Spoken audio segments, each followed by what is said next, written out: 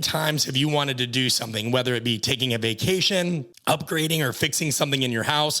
My wife and I have lived in our house for about 5 years, and believe it or not, things are already starting to fall apart in some areas.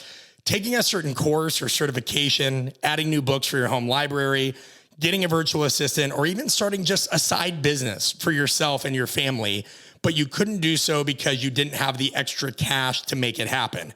Now, I know some of you say, well, it's not so much always just cash, it's time.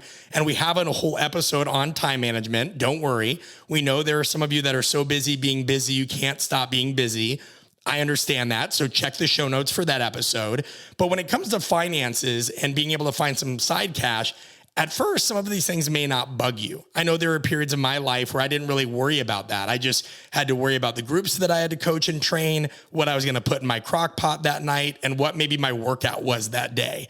But as we get older and we have more responsibilities and a family, and we just, you want to put away money for college, you want to have some money to invest, you have to find ways to build that side income.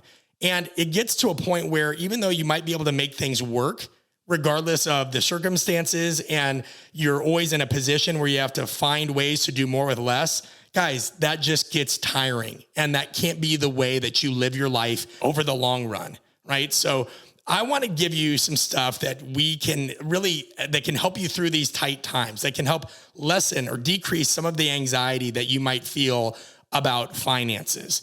And it's also worth mentioning that for many, this has become even a more drastic issue due to recent rises in inflation and everything else going on in the economy. I know my wife and I don't know how many of you can relate to this, we were looking to move relatively recently. And about 6 months ago, we could have afforded to move into the kind of property that we were looking at. And then once the market tanked and everything else, it was like, all right, well, clearly we need to put the brakes on this. And you can't always do things about that.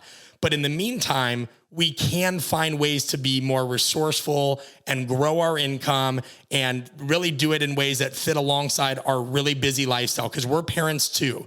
We have a full staff. We have to take our son to daycare in the morning. He's always sick because he's still in that toddler stage. So this is not somebody talking to you from a mountaintop who's, not having to deal with any of these problems, guys. I can relate. Also, for those of you who maybe don't know me or aren't familiar with my journey, I had to do 2 unpaid internships, all after getting my degree. And I also had to work as a graduate assistant where I really made just $10,000 a year. And this was all prior to getting my first true paycheck as a professional coach. For you guys, that might be loans that you have to pay off. I know that we have a lot of people in our community that had gone to med school or PT school. And, one of my best friends went to law school, and those loans can seem like it just takes forever. And it's a never-ending game, especially when you look at interest rates and inflation, if you're just trying to plan on your salary helping you get caught up. I mean, that just can't happen.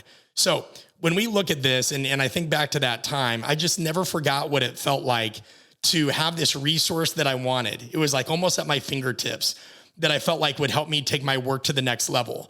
But I wasn't able to spend money on it simply because life was expensive enough. And if I'm completely honest with you, now, I look at this another way as well. It drives my wife and I nuts when we hear some folks complain about how their work won't give them a big enough continuing education budget to cover all their professional development requests.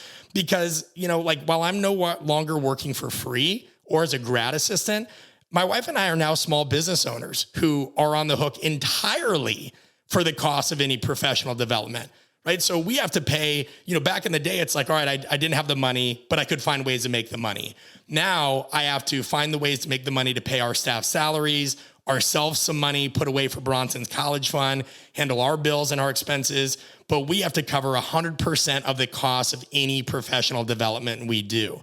Nobody covers the tab for us. It's all our own skin in the game. And we have to be crafty like many of you do, because money is not easy to come by for anybody.